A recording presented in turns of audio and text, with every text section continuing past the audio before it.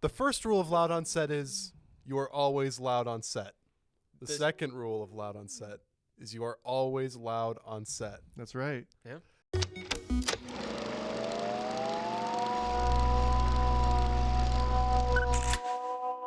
So we watched some. Oh, sorry. Welcome to the pod. Welcome back to Loud on Set. I'm your co-host Austin. I'm your co-host Jonah.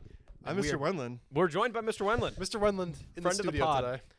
We had him here last week, but this was like 20 minutes for not even. 20 We should have like brought like a wardrobe change to make it look like we actually like recorded it at 2 separate times. Yeah, no, that would have been fun. Yeah. I do have a wardrobe change. We're not doing all that. Okay. No, I will. Okay. Where do we even start off? I gave you guys some homework.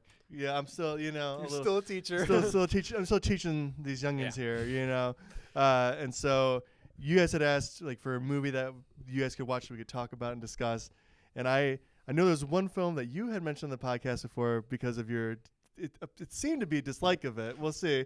We'll discuss it. And then, which was Fight Club, and you hadn't seen it. Yeah. So that was kind of your assignment. And then one of my favorite movies that kind of was like important to me. Also one of my favorites. One of his favorites. Maybe I should picture one you didn't like, but no, one of his favorites. Eternal Sunshine of the Spotless Mind, and you hadn't seen it. I hadn't seen it. So we had you guys kind of watch that. Yeah. I think we have Lost Media episode or test pod as it's labeled on our channel where we did our top 10s, and I think we're gonna redo that soon because it's probably not accurate anymore. I think Eternal Sunshine of the Spotless Mind was like maybe number 3 or 4 on my list, and so it was up there. Not to put too many spoilers, and I don't know about top 10, but if we were to redo the top 10, you may or may not see Fight Club creeping up there. Oh, okay. Okay. I thought you hated this movie. Well, here's Do what we just want to jump in? We'll just jump in. Jump into Fight Club? Yeah, why not? Yeah. So we're gonna do it. We're gonna break the first two rules. Sorry. No, it's okay. Mandatory joke when talking about Fight Club. I did not like it the first time around. Oh. And I think part of the reason is not to get like too like not political, but like, The politics. the political the political and economic state of the world right now. But like I think when I saw it the first time, I was like, not the movie is like glorifying these types of guys, but it's like it's like enabling them, and I was like, oh well, this is just dumb. And it's like the Patrick Bateman Sigma. Yeah, it's like Patrick Bateman character. Sigma And male. we'll talk. I actually have something I want to talk about. Yeah. I know you have a connection to make between those two movies. You talk about the Tyler Durden character specifically? Yeah, this kind of like male incel, like fight the world kind of thing. And I was like, this is just dumb, because that's like the people with all the memes on the internet, and they connect with that. Yeah. They're like, But the second time around, it couldn't have been more obvious that this is like, if it is making any kind of statement about them, it's that these are like, it's not an aspiration. No, Tyler Durden is the bad guy of the movie. He's the antagonist of the film. And I do partially blame the internet for making me think that like you see my problem? Tyler Durden is this kind of like Sigma male grind set, like goes against the grain. But like, now that I've kind of like, I had let it sit in my mind the first time, and now I've seen it again, it's like, oh, he genuinely is just a terrible guy, and the people that like him are just misunderstanding what this movie is about. Yes. Yeah. Absolutely. I think the problem is that Brad Pitt is just too cool. Like he's too good as Tyler Durden. Like in his wardrobe, is like that last little wardrobe he wears, like the fur coat, and the loafers on. It's just like. Only Brad Pitt can pull that off, and only Brad Pitt should be doing that. No one else should, because he's genuinely he's an antagonist, and he's that type of antagonist where you can kind of get a little bit behind of what he's saying, like when he's saying stuff like the things you own end up owning you. It's like, okay, there's like some depth to that. And maybe I could take some of that, but then you realize like, no, he's taking this too far. He's an extremist. He's a terrorist. I think real quick, I just want to talk about, because I went in with zero knowledge of this film, which I think I'm so glad I went in with zero knowledge of this film. And one thing I mentioned to Jonah previously was like just seeing like promo and posters and clips from this movie. All you see is Tyler Durden, like Brad Pitt. Like I thought he was the main character, right? In a sense. So did you know the twist at all? No. Okay. Actually, when that happened, like genuine jaw drop. I was like, oh, I did not see it coming at all. but like then it like everything clicked. Like it made perfect sense. Part of my problem going into it the first time was that I did know. Okay. And that probably took away from it, and I was probably just a little jealous of like people who didn't know when they first saw it. Yeah. But the second time around, I would have known anyway, and I feel like I got to go in fresh in a sense, and it was really good. But yeah, no, that was like, I was just like so surprised. Like I don't even know, like I don't have words for it. Never mind. Yeah. I give up. One of the reasons, so these two films I picked for you guys to watch too, it kind of worked out in that these are films that came out and I kind of watched when I was about your guys' age. Mm-hmm. So these are the movies that like kind of informed me a lot. And like I always kind of prided myself as being the kind of person who would know a twist ending like early. Like not that I knew because like I got spoiled for me. I was just able to put the pieces together. Right. I did not put the pieces together the first time I watched Fight Club. So when that twist happened, I was just like, what? Like it just blew my mind. Anytime a movie that can surprise me, I kind of already fall in love with it a little bit, you know, just because like it's doing something different. Right. Well, there's like the one twist that I thought I was like, yeah, I picked up on that. I was like, oh, Tyler definitely blew up his apartment. Yeah. Like I was thinking that, like especially like with all this stuff with like the explosives, I'm like Tyler definitely blew up his apartment. Right. But then like I was not expecting it to like literally be himself. Mm-hmm. Also, this is a given for our pod, but spoiler for a 20-year-old, 25-year-old movie, something like that. Yeah. Yeah. So I think it is a really interesting commentary on like fulfilling psychological need. Yes. Yeah. Not just like what you need like as yourself, but kind of like there's always a psychological part of you that is seeing and understanding what society needs. Yeah. And this like really broken guy is doing that in this like extremist terrorist way. Yeah. He's like, I see the problem and I'm willing to fix it, but it's not something he himself, I guess, is able to do. So he has to manifest. And I thought that was just so like interesting. This is one link that I want to bring up was with Fight Club and American Psycho. Both films that actually came out like really close the same year. Yeah. If not, then they were probably filming at the same time. Is like you said, where he wants to fight the problem, but he is the problem. Yeah. Opposed to, I feel like with American Psycho, he is the problem, and like I feel like he knows he's the problem. Where it's with American Psycho, I mean, the whole thing is a commentary on those type of people. Yeah. Right. Right. And I think when I was like the biggest connect for me was when you as an audience are trying to figure out what's real and what's not. Right. Especially towards the end of American Psycho when he's Have like, you seen that? Yeah. Okay. So, yeah. I've seen it. I was Like, just when he's like running through like the hotel lobby and he like just kills that guy. Right. He's just starting. Yeah.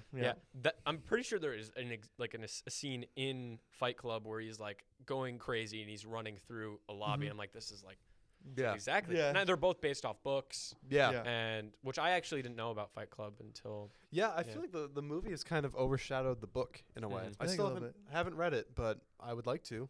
Yeah. I'll say this is, I think I mentioned this to you. Fight Club like hit some points and hit some nails on the head of like things that I think American Psycho definitely could have done better, opposed to like just kind of showing someone like genuinely losing their mind. I think Fight Club did that a little bit better, but again, they're two completely different movies, so that's pretty subjective. But I just thought that there was definitely some parallels between the two. And I mean, I really, really enjoyed Fight Club. The VFX were actually pretty solid, besides the penguin in the beginning. Oh, sure, yeah. I was like, ooh. It's like, yep, this was 25 years ago. I mean, it's like his like dream imaginary caves. I feel like it's okay that it's still like a little corny and pretty like really, like animated, you know? Like even at the time it felt like fake and cheesy, you know? But that's the whole point of it, I feel like. There's like that scene between him and Marla when they're like sleeping together, and it's like a 3D model of what they're doing, and it's like I actually messed with that heavy. I thought it was so cool because it was like at the time I thought a dream sequence, right? Yeah. And I was like, I've never seen a dream sequence portrayed like this before. It was like 3D models of like I don't even. There's really, some really just clever stuff that Fincher's doing in that film that just. That's why he's one of my favorite directors, one of the best directors. Is he can do stuff like that. Like even like the way that at the end there when like Tyler and the narrator are kind of fighting, like, and it cuts to security cameras, and that's how they show you that he's like just kind of dragging it, and you're like, what is going on here? Yeah, you know? But it's way better than this. Like, I think it's like we're gonna cut you just another camera and show it's going. It's like, no, we're gonna use these security cameras. We're gonna do it in this interesting ways. It's just really, you have to be like, for the twist to work in that, you have to have been very intentional with everything you film with the two of them together. You know. I think one thing actually I was about to bring up about the CCTV cameras was like, this is like another one of those things where you as the audience have to figure out, okay, like what's real and what's happening. Is when he's being dragged and it cuts to the camera and he's actually being dragged, but there's no one there. So you're like, what is like? What's going on? I mean, like you can cut to the camera and he's punching himself and you're like, oh, he's just like throwing himself around. But then you see him being dragged by nothing and you're like, okay, what am I even watching? Like, is that shot in his mind then? Like, it's just I don't know. Is he just doing this and like? Like trying to No, and the like the ending too with what's that song? Oh, Where's My Mind? Yeah, but one of the great needle drops and all. Yeah. I was just talking about that the other day. I don't even know. It really fits there. And what's that thing he says? It's like my favorite final line. He's like, "You met me at a very strange time in my life." Yes. While like he's like dying, like actively dying. That was also when he shot himself. Crazy visual effects for 1999. Yeah. That's crazy. Like, it looked so good. Yeah. Fincher's always been like that. He's always making movies that look like 15 or 20 years older than, or definitely newer than they are. True. Yes. Yeah. Very, very much ahead of its time. Yeah. I'd say. I don't know if either of you have seen, like, obviously you've all seen The Social Network, but like Girl with the Dragon Tattoo and like Gone Girl. It's like, these feel like movies that haven't come out yet. You know what I mean? It's like, oh, these are like, should I be watching this? This feels so like futuristic in a way. Yeah. I definitely think I can enjoy this. Like, I feel like there's a difference between, we were just talking about this, the type of person that enjoys this movie because they realize it's a great fleet of like film, like what was the word I'm looking for? Of filmmaking, opposed to a good piece of cinema, opposed to the person that glorifies the characters. Yeah. And I don't think these are characters. You're not supposed to like these characters. No. Right. It's a cautionary tale of what can happen, especially in like the male psyche, but anyone's psyche, if you do not properly know how to process your internal emotions, you know. And so he's personifying these things, but he has to steal it. Like the whole first half of first like third of the movie is this guy going to these like AA and recovery meetings and cancer survivor meetings, you know, because he doesn't know how to process his own emotions. He has to go and steal it from someone else who's actually have to go through the process of letting go of things, and then it manifests itself in Tyler, and then they start doing that joke of like they're naming the internal things, like I am Jack's such and such. It's like, again, he's not doing this right. He's not naming his emotions, his feelings, the things he actually needs correctly, and so they're manifesting themselves in these very unhealthy ways. And it obviously the movie takes it to the extreme, and the whole point is kind of like there's things that both need to kind of be real, but like there's a middle ground that needs to be kind of met. I don't know. There's like definitely a link in the two movies you've given us as like an assignment. Sure. I feel like you're kind of like sitting there like, okay, what's real? Sure. And do we want to jump in to Eternal Sunshine, or do we want to linger on Fight Club a little bit? Well, one thing I noticed this time around about Fight Club is that for being such a destructive and extremist personality, Tyler is very considerate when crafting the rules of Fight Club. Like a fight's over when someone says no. You know, like, oh, that's very kind of you. Like, you know, I don't know. But then at the same time, because they're the same person, he destroyed someone's face. Yeah. So it's... Yeah, and again, him not processing his own internal feelings correctly, like he gets jealous of this person, and he comes up with this lie of like, I just wanted to destroy something beautiful. And it's like, no, you didn't. You didn't know how to properly handle your jealousy, and so you destroyed something you were jealous of. You weren't being poetic. Because like I think Tyler, again, he's supposed to be played off as this like poetic, like, but it's almost like a pseudo intellectual. It's like a character he made in his mind of what he thinks is cool. that person should be, but it's like you're not. That's not a real person's thoughts. It's just your own, whatever you read in a magazine. You thought a person like this should be and do, and it's not right. Quick question for you guys: do you think do you think when he saw him on the plane, do you think that was a real person, or do you think he was talking? He was already going like insane. He stole that, like he took that and ran with it a little bit. That's a good question. That's interesting. I never thought of that before. I can see it.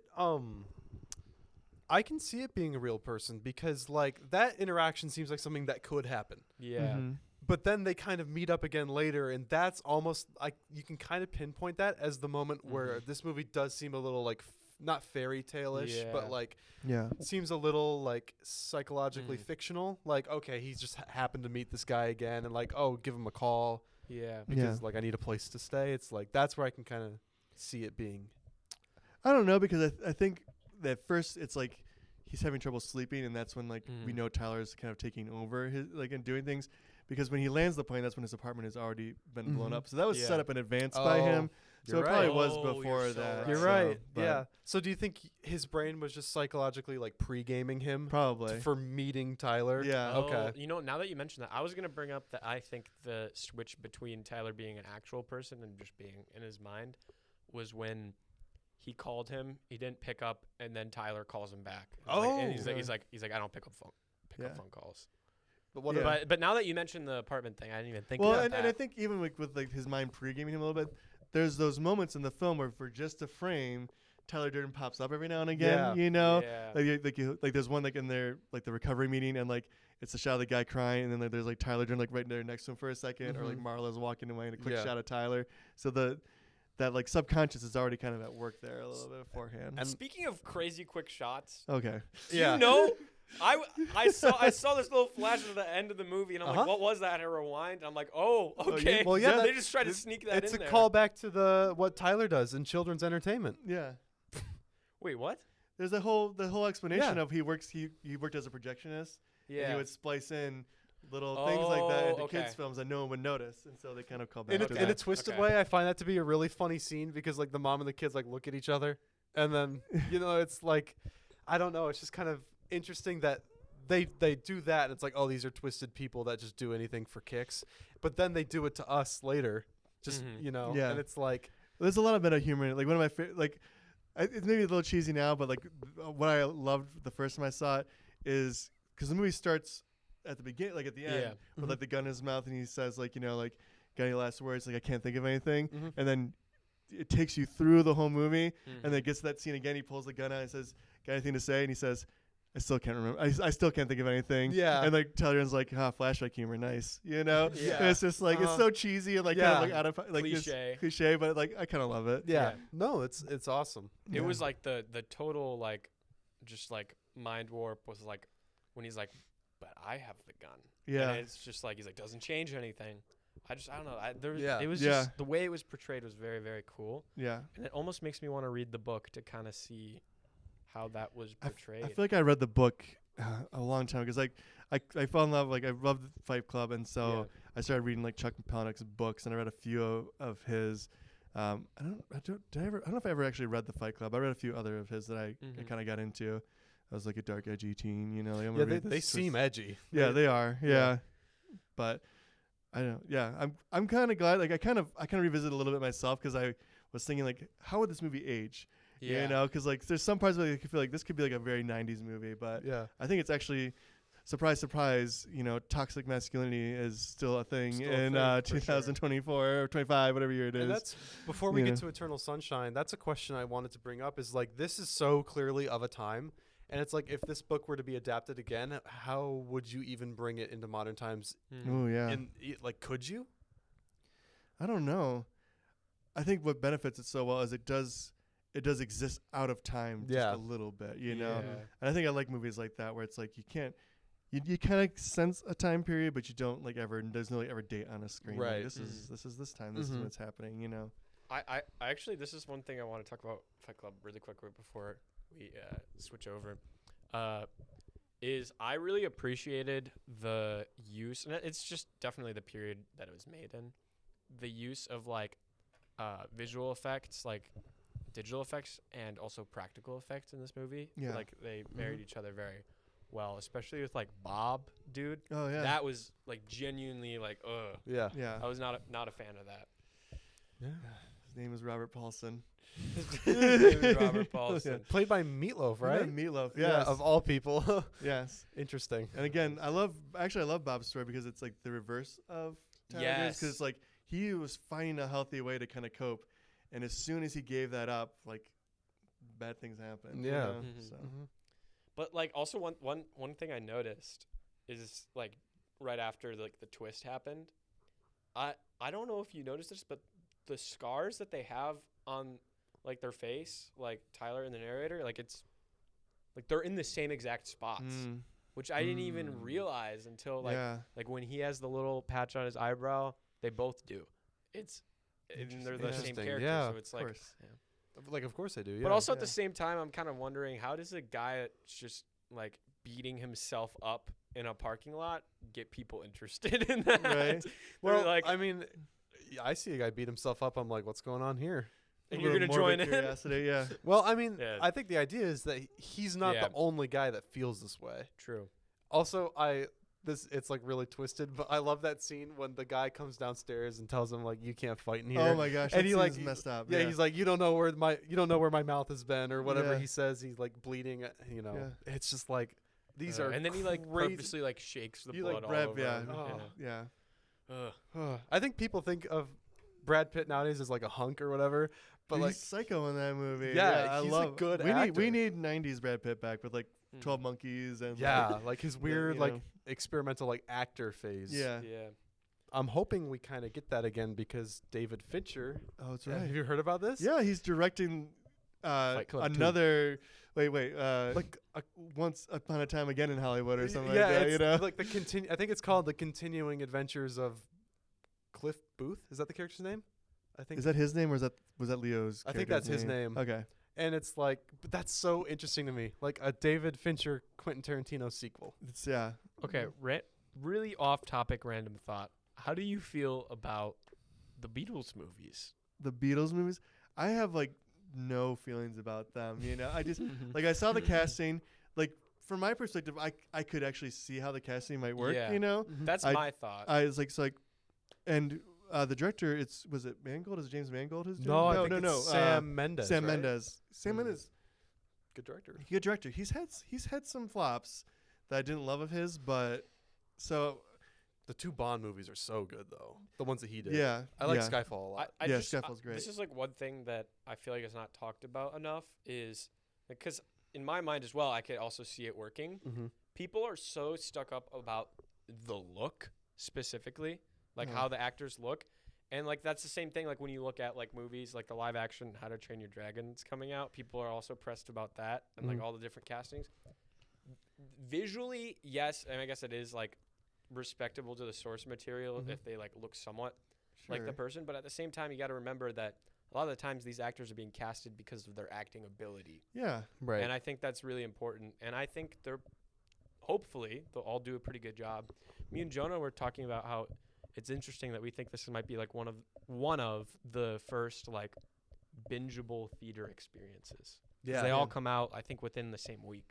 go Just watch kinda all like- 4 Beatles movies. Is it doing just 4 or are they doing? Yeah, 4. Yeah. 4. Yeah. I had- imagine they'll probably. I do heard it. tell that they would do the 4 and then it sounds like corny or whatever, but they would do like a crossover movie, which I think would work. Like you do the 4 individual ones and then you kind of see them all intersect or interweave or see the same stories from other perspectives. I Yeah. see. Yeah, so Hmm. I don't The know. Yoko they Ono. finally all come together They to defeat Yoko Ono. I It's heard called that- the Beatles. maybe- like it's like the Avengers. but Maybe just the Yoko Beatles. Ono The Beatles was the Endgame friends we and made yeah. along the way. What? What? I missed I that. missed that too. Maybe it was a good thing we missed that. Yeah. I don't know. What if the Yoko Ono was the friends we made along the way? This What thing if on? the podcast was the co-host we fired along the way? This thing on? This thing on? Okay. Eternal Sunshine of the Spotless Mind? Yes. It's Yeah. been. I haven't seen this movie in like a year and a half, but Okay. it still has a special place in my heart. So I'll let you guys kind of. Yeah, this is your first time watching. Yeah. It's fresh in your mind. I don't really know where to begin. Sure. Like it's so much all at Yeah. It's once. a lot to process. I think even the premise was like really heart-wrenching. Like, oh yeah. like the idea that one person in a relationship just wanted out so much that they just purposefully gave up all their memories of this other person. and then that kind of leaves the other person like, imagine where that leaves them psychologically. Yeah. Like that's devastating. Yeah. To know that someone wanted. The worst she can say is no. Like, type. delete you from their life. Yeah, the worst she can say is no. Situation, but but then like, I really like love that as he like continues getting wiped, he's realizing that like in like a really stupid way, Yeah. like maybe maybe the real friends were the good moments we had along the way. Yeah. You know, and I read this thing online, and it was specifically about this movie. It wasn't like a Facebook inspirational quote or something, but it was like sometimes like a period of time can't be defined like by how it ends. Yeah. Like you kind of have to like balance the good with the bad and remember that like, it's like, yeah, this ended like terribly for both of them kind of, up until they fixed it. But like, when he was getting erased, he still came to realize that like, even though this ended terribly, like there were still moments that he was like, oh, I don't want this gone. Like, can I save this? And it's like, I think also too, this movie can kind of like the idea of it anyways comes from people thinking like that are in those like tough spots or relationships or they're like, I wish this just never happened. Yeah. Right. Yeah. But I think it's important, and this is just like with real life too, Yeah. is that you grow from those experiences and it's not something to just kind of be tossed to the side. forgotten about. That it's something that like changes you as a person. Yeah, Yeah. Right? for sure. And I think that's important because like, I mean, especially with, like with the people you date, like you're like going into another relationship, you're gonna like know, I guess, more what you want, if that makes sense. I don't know. Right. Yeah. You're going to know more what to look out for, more what you want, for sure. that kind of thing. And were you going to say something? I was going to say, I think that's what makes the end of the film kind of so like melancholy for me in a way, in a kind of a beautiful way. Like there's a beautiful side to it in that they know what happened in the last relationship was so bad that they deleted each other's memories. Like they listened to the tapes of why they hate each other now, and they choose to go into another relationship again because maybe they think it's going to be different this time. The melancholy part is because they've erased all that. Can they do this relationship better this time around? I don't know if they can. I think maybe they've learned something from those tapes they listened to, but they have to go through the relationship again. Yeah. And hopefully they can learn something this time and then get to a point where like, we can actually recover this because like they haven't quite changed yet. Yeah. Because they got rid of the parts that could have changed them and made them better if they would have really listened to it. Instead they deleted it. They literally got rid of the learning experience. Yes. Have you guys heard, in the final shot of the movie, it's them running through the snow and he kind of like takes his hand and whips up the snow. That happens like 3 times back to back. Yeah. And I see people saying like, oh, that must be how many times they've tried to make this work. And they're living through the same moment again and again, trying to like make it work. Yeah. And it's just like, but they're not learning anything from this. Yeah. They're just I think this is another movie that like you can really just like play around and like in your mind with how this movie like works. And I like the idea of like you don't know how many times this has happened. Yeah. Well, and you can even see like in the relationship that the receptionist has with like the chief doctor, like they erased her memory of their like affair, and all it did was set her up for failure again, right? Because they got rid of all of it's that. It's still like her instinct. She's like, oh, I like this guy. It was a terrible idea to have her still work there. Oh, terrible! Like, why would terrible? Yes. On the part of the doctor, like, why would you ever have? Maybe he wanted it to happen again. Well, there's probably something to read there too. Yeah. Yeah. There's this shot in this movie that is, I think, I don't know. It just has a special place in my heart. I think one of my favorite shots of all time. It's nothing like crazy, but it's when he's like, oh gosh, I'm trying to remember. It's been a minute. And he's like running down the street, and then like, it's the same street. I don't even. But it's like backwards. Yes, it's crazy. Yes. I don't.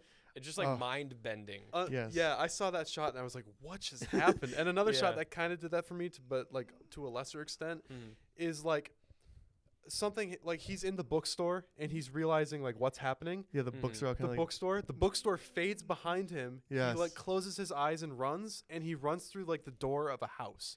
Yeah. It's like, what is happening? This is crazy. I love the way, this is one of my favorite parts of this one. I just love the way it's directed. Yeah. Michael Gondry, like, he's a fantastic director. He's a director, and one of the reasons I want to watch because I like to talk about them because if I've ever hit a creative rut, I like to go to his work to watch it, specifically his music videos, because they're just so wild. His White Stripes work. His Daft Punk work is really good. One of my favorite music videos of him was one of his early ones, which you can't even find on YouTube anymore. You have to find it on like some weird like Lost Media. Yeah. You guys say, but it's Lucas with the Lid Off. If you ever go try to find it, Lucas with the Lid Off by I think Lucas with the Lid Off. I think it's like literally the name of it. Self-titled song. It's a oneer. But you kind of, it moves you through all these shots where it's like, there's like a frame and the camera walks up to it and it catches the scene and you kind of move and you go up to this next little like frame and the camera goes up to it and it plays that thing. But it's like the reverse angle of the shot you just saw. Okay. But they had to move and like set it up differently and stuff.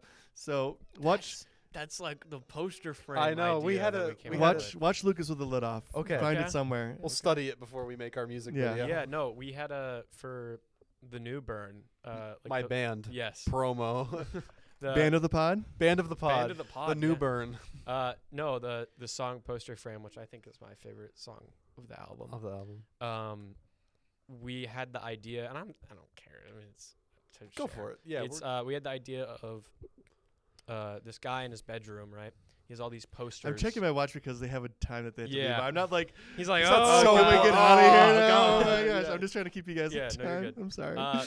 No, where we had the idea of like each poster's drastically different themes. You could have like a movie poster, you like a poster of a band. Yeah, like all these different posters, and we wanted the music video to be this guy stepping into each poster. Oh, nice. And then as he's stepping out of each poster, it kind of goes back to that still that it was at. Oh, nice. Yeah, like the way I thought of it at first is I haven't even seen the movie. I've just seen this scene. But have you seen The Nightmare Before Christmas? Oh, yeah. You know how like in the beginning there's like all the trees that have the little holiday trees. Yeah, I just pictured like and the Halloween door swings open. That's kind of how I explained it to you. I was like, there's like a different world inside each of these like frames. Yeah.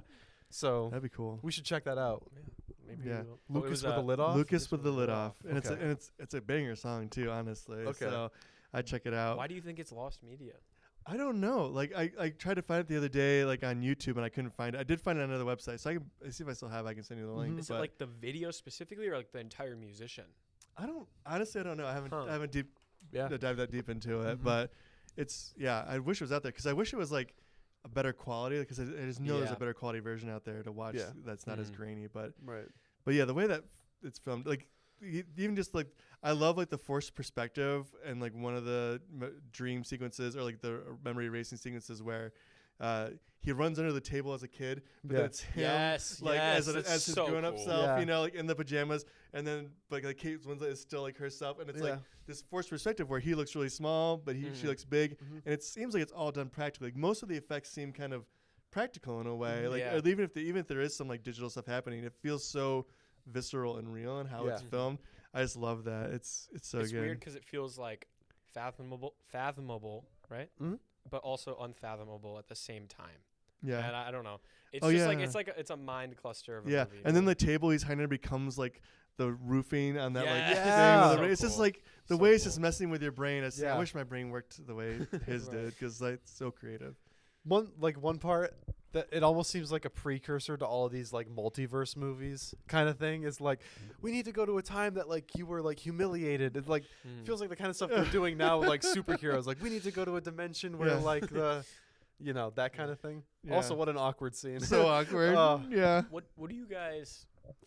How do you guys feel about like Jim Carrey as an actor? Because Jim Carrey is brilliant. Is one of my favorite actors of all time. See, and like I'm not huge on his comedy work, but he pulled out like within the span of like I guess it was like more like 6 years because this came out kind of mid 2000s. But like Truman Show, Man on the Moon, and this, it's like what a crazy run. It's interesting because I don't know like if he's just not cast for that type of stuff anymore, or he purposely doesn't pick that. Because like these, I feel like he's kind of stepped out a little. Yeah, for sure.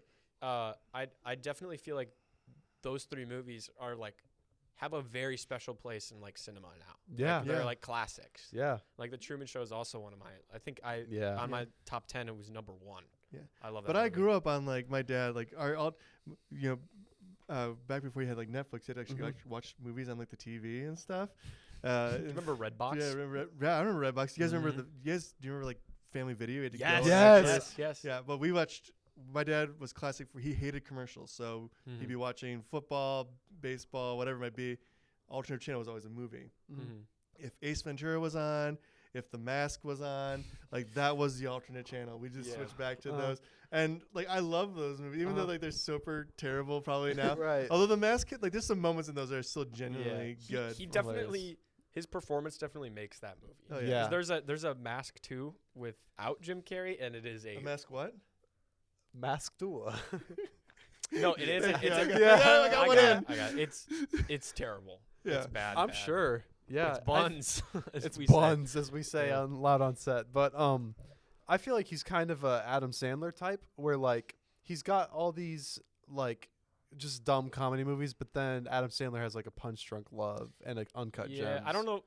I'm gonna be honest. I don't know if I 100% agree with that. I wouldn't put Adam Sandler and Jim in. I'm not saying they're the same. They do a As far as very quality of different acting, thing. No, they do a but- very different thing, but Yeah. they're doing the same thing, which is like you think of like when you first think of them, you think of this one thing, but then they step out of their field, and it turns out they're still really Yeah, good yeah. at what they do. I think part of it is comedy is like is funny when it because it reflects things back to us, you know, that are humorous.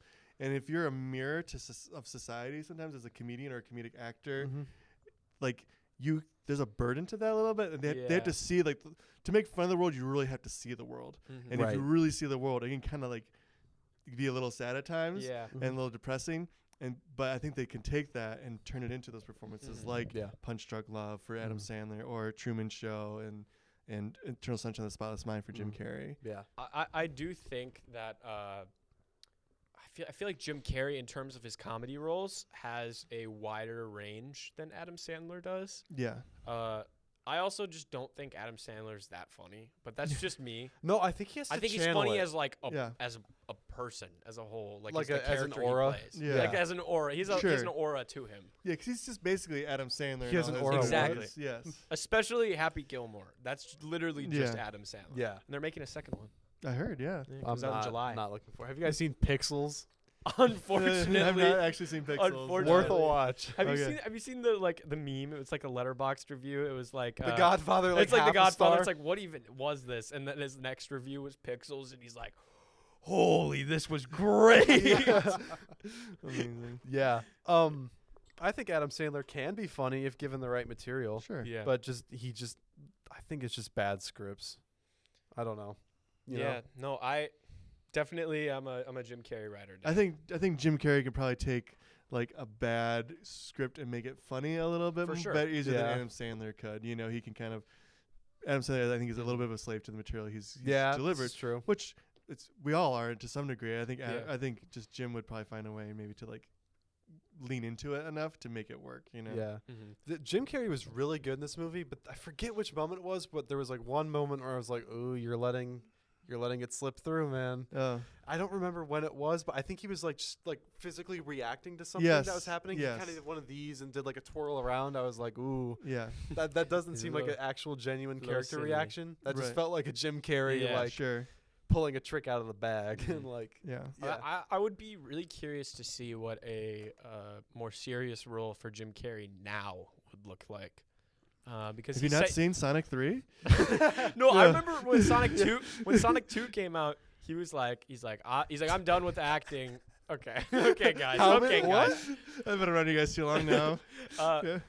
He was like unless a script written in gold comes down, I'm done. And then Sonic 3 came out and we're like, "Wait." Yeah. yeah. I heard they printed it in gold. There you go. There you go. That'll get him. That'll Yeah. get 'em, yeah. Do we want to before we wrap up? Is that what you're thinking? I was gonna say like I was gonna rate them. Rate the oh, two we movies. can rate, but I was gonna Yeah. say I find it really interesting that you picked two movies. I'm not saying this like reflects you or whatever. Uh-oh. Like let's Two? dissect Mr. Wendland, but like I find it I find it interesting that you picked two movies about like psychological fulfillment that both go about it in like super different ways. Yeah. Now that I love that kind of stuff. Like, Yeah. I think that's just I could sit and talk about like the deeper thing. I don't know.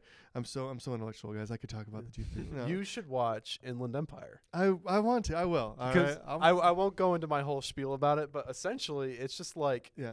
Proceeds to go into spiel. just proceeds to spiel. Yeah. The thing is, I love a good popcorn flick, but like again, especially like me remember, I'm watching that like around the age you guys are. Yeah. Your brain is just still like so much processing that a Mm-hmm. little bit more, and like there's so much more elasticity happening on that. I think it just kind of like it could really sink in there for sure. Yeah.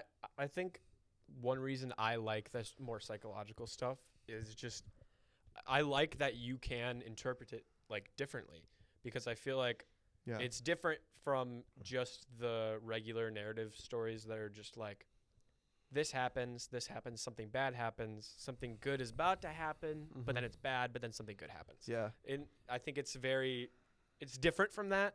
And I think those are some of my favorite kinds of movies. Yeah. Like I think every like psychological movie can kind of be boiled down to like, what does this character need? Yeah. And like the example that comes to mind is like Whiplash. It's like this is like there's a lot of like humor. Oh yeah, I love Okay. Whiplash. Yeah. Okay, Yes. good. There's a lot of humor in the line like whose mommy left daddy, you know. But it's like I Eugene think O'Neill. I think J.K. Simmons like knows that that's tapping into something. Yeah. And I think at the end of the day, this is like Miles Teller is just playing a kid who really just needs to be told like good job. Yeah. Yeah. I think like, and that's kind of like the unspoken like truth of Whiplash. But I think Right. really what that movie's getting at is this kid is trying so hard because all he kind of needs is like approval. And in it a seems way. like he can't get that. He can't get And it. like right when he's about to get that approval, it just seems like it all crashes and burns. Right. Yeah. And I think that too, like the seeking approval from the wrong place. Like, Yeah. who are you seeking approval from matters just as much Uh-huh. as like, everyone needs approval. Like, you know, like Yeah. to some degree, you need some It's a self-confidence. natural, It's a like, natural need that we have. Yeah. It's finding it again in a healthy way. Mm-hmm. And an abusive teacher is not one. Oh gosh, not me. SOS on set. Yeah. Yeah, actually, Whiplash was like it kind of. It was one of my inspirations as far as me for my teaching career. You know. No, but like really quick, like with this class, when people like create their films and they show them on Filming Fridays, and they get that feedback. Yeah. Mhm. They get that approval, but they also realize that there's other ways that they can improve on it, Yeah. and that's in a positive way, right? Yeah. Approval is an arrival. It's just part of the journey. The here. process. Yeah. Oh, I like that. Yeah. That's good. Yeah. Philosophical Yeah. Wendland. There you go. Yeah. Philosophical Wendland. Do we want to rate these movies? Let's rate these Do it. movies. You Out start. of 10, okay, I'm doing out of 10 because I'm not personally a fan of the 5 scale. I know it's the same thing if you include halves, but like people think of a 3.5 different than a 7 out of 10. Right. Yeah. So I'm gonna give Eternal Sunshine easy 9 for me, 9.5. Mhm. I love that movie. Fantastic. And then Are we allowed to go 0.5s? sure. Okay. And then which is what I just did. I said 1.5. Oh, did you? I didn't hear that. I'm sorry. Or maybe I didn't. I You don't said know. 9.5. Okay. Yeah. Okay. Yeah. Okay. And then I would probably say Fight Club. I definitely need more time to digest it. 'Cause Sure. I literally Mhm. just saw it. Yeah. But I'd say it's a good 7. Yeah. Okay. I liked it. It was a good movie. Okay. All For right, sure. all right. Do you want to? Oh, do you want me to rate them? Well, you can rate last. Just to Okay, leave sure. the audience off on some. You can rate them. Just be thinking about what you want. But I'm thinking, I'll start with Fight Club because it's the movie I've seen the most out of the two. Yeah. Man, it's tough. I'd Mm-hmm. give it like a. I think when I said top 10, that was like clickbait to Yeah. get people to watch. It is really good. I'm Mhm. thinking like an 8.5. Yeah. I think that's pretty solid for me. It's like very rewatchable. It's just the Yeah. kind of thing where it's like, really, when it really comes down to it, there are other things I'd rather watch or other Mhm. things I'd rather think about. But anytime I think about this movie, I just go down the rabbit hole and I love it. And it's like, Yeah. oh, what's really happening here? And then Eternal Sunshine of the Spotless Mind, I think I'm going to give it a straight 8. Okay. Yeah. I'm a big fan. I just Good. need to see it Good. more. Yeah. I'm glad you put me onto that movie because I've been wanting to watch it forever now and I just haven't. Nice. And now I have. There you go. Yeah. That's awesome. I mean, I would say since I recommended to you guys, you know, I'm a fan of them. Mm-hmm. And so it's really hard to pick. I mean, I feel like I could probably just say like a 9 for both of them Yeah. Mhm. and call it good. But there's times like if you revisit them, like it's like it could like 8.5, 9. I put them both in that kind Mhm. of range right there. I love them and they're formative for me as Mhm. like and for my like love of film. Yeah. One last. Oh, No, go ahead. have you ever seen a 10? A 10 Oh, movie? What's a Oh, 10 for 10 Wendland? movie? What's a 10 for Wendland? Okay, but how could I say because those movies are probably like in my Eternal Sunshine is in my top 4 on Letterboxd. Okay. We talked about in our top 10 video that oftentimes those those first 3 movies often have emotional or nostalgia attachment to them that make them more important. Yeah. Because like you could argue which one was a better film, but I don't know. It just emotionally. I mean, here's what I'll say. Like I don't know if it's a 10, but the movie I have watched the most, the movies I've watched, we talked about in the first one, but the Lord of the Rings trilogy is just so special to me. I've watched those movies more than any other movies in my life. The behind the scenes of them I loved and I devoured those. Probably my favorite of that is actually The Two Towers. I think it's just there's so much well crafted like filmmaking in it. So, but I don't know if I can give like a movie a 10 because I just again I told you guys before I don't like rating movies. Right. Yeah, that's fair. But so maybe there's just maybe I'm just leaving the possibility that there could be a 10. There's a 10 out there. Why say that this could, because when you say 10, you're saying there cannot be a movie better than that. And I'm like, well, I think there's always a chance that there could be a better movie to come. Yeah. I like that. Yeah. All right. Well, all right. Thank you so much for being on both episodes of the pod. Yeah, definitely would be interested in having you again in the future. Yeah, 1,000 subs and I'll be. Is that the next goal? I mean, I'm fine. No, that'd be a crazy goal. I'll be 500. I'll be back again. Don't worry. Okay, good. Yeah, as long as you like it, we love having you on. Yeah. And we'll see. Do you guys out there? Do you want me to come back on the podcast? Yes, you do. If so, leave a comment below. What would you like to hear from me, Mr. Wendland? Am I doing it right? Yeah. What movies would you like us to watch and talk about with Mr. Wendland? There you go. Yeah, because this is I think, and I'm not trying to go on too long, but this has been a much more philosophical discussion than we normally have, and I love it. So yeah. Well, thank you so much. Thank you so much. Thank you guys. Thank you guys for watching. Thank you guys for I think it's like we're around 130 subscribers as of filming this pod. All of you rock. Do you have any kind of you're the reason he's here. Wait, do you want like some kind of loud set? Is this in here with all of us talking? Yeah, this has been some kind of loud set. That was terrible. Yeah, it was the same one as last time. I did it again. And we're done. Okay. And cut to him.